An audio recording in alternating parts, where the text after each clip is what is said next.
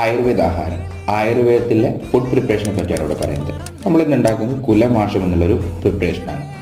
ശ്ലോകം എടുത്തു പോയി കഴിഞ്ഞാൽ ഗോതമ്പും കടലയ്ക്കും ചേർത്തരച്ച് സ്റ്റീം ചെയ്തെടുക്കാനാണ് പറയുന്നത്.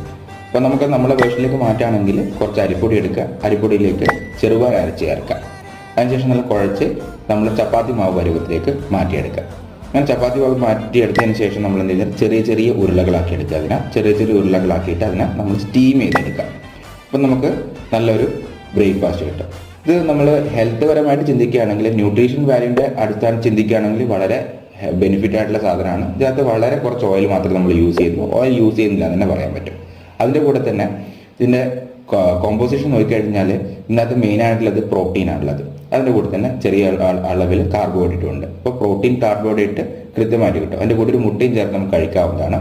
നമ്മൾ ഇന്ന് കഴിക്കുന്ന ഏത് ആഹാരമായിട്ടാണ് സാദൃശ്യം എന്നും കൂടി നിങ്ങൾ കമൻറ്റ് ചെയ്യാം.